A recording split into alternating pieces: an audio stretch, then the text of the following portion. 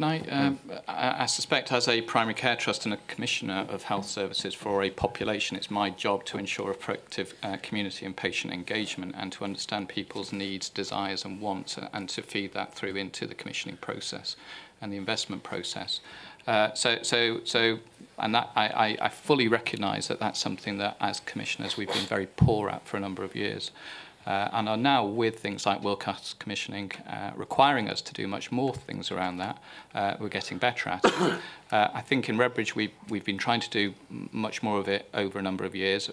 We do the traditional thing, which is face-to-face stuff, and running fora and doing community panels, and we have a number of those in the community. And we've trialled something called Values Exchange, which is again an internet-based product, which is a portal whereby we pose different ethical issues. It's an international global product, I think primarily used in New Zealand, but also used in Staffordshire Mental Health Trust. And you pose an ethical issue and you get the community to respond to it in relation to, well, does it meet the right values and should we be investing in this area, or is smoking trying to get people to give up smoking ethical or not. And what we found, it's really, really difficult to engage the community in those sorts of debates because there effectively isn't a community. How do you find all the smokers so that you can actually target them to do it?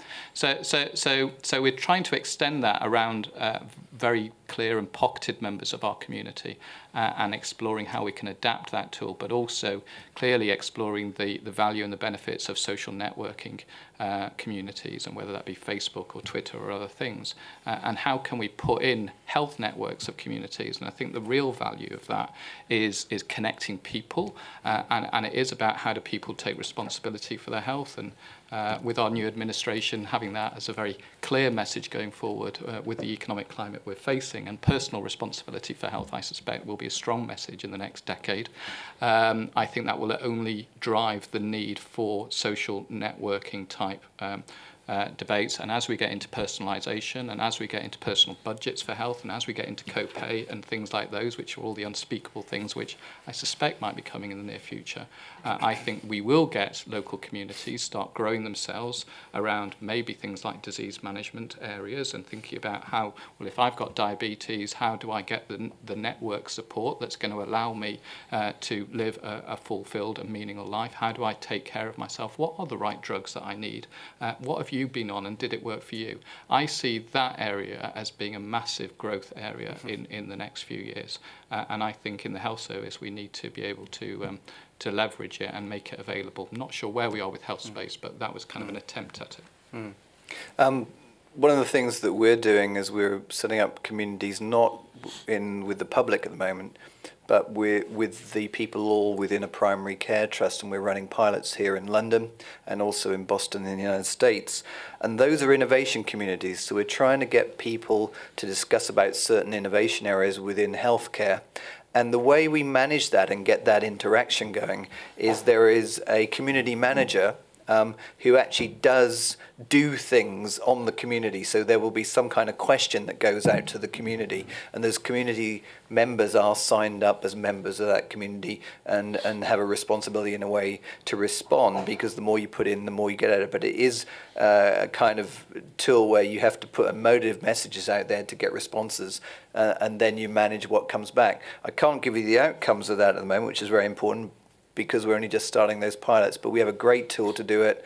I suspect from the discussions we're having, we might see this roll out, if the first pilot works, right across London within the next 12 months.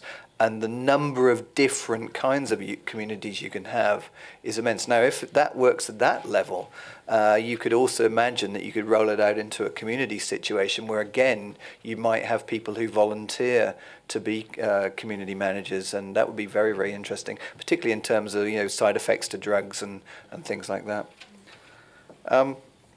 Anything more on that, or any responses from the lady who... Yeah, could we have the microphone, please? Sorry, just to complement, I suspect that engaging voluntary sections within the societies is a key for going forward with there, because obviously the voluntary sector, they do play a major part in much of the disease management and peer support groups and things like that. And they also have got authority, recognized authority by both sides of the equation. So I think it's fundamental to kind of try to work with the voluntary, for voluntary organizations within the society, and I think that's a quite good way forward. Do you know if there are carer support groups on this basis at the moment anywhere? No, I don't know if Does anybody? personally. Yeah, there are in the States for mental health. Because, I mean, that's the sort of thing that, you know, for those individuals, I think would be tremendously beneficial, because it's a pretty lonesome life doing that sometimes. National Alliance for the Mentally Ill in the United States has that they're all about providing support systems for the families of people with serious mental illnesses. And you might want to check their website. It's NAMI.org. I think it is NAMI.org.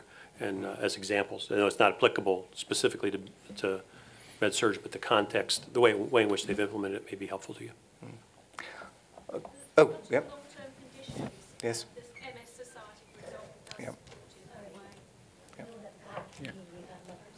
that way. I can repeat, I heard it from here. The lady said that the MS Society does do support in that way for MS sufferers and I guess carers as well. Excellent, very good.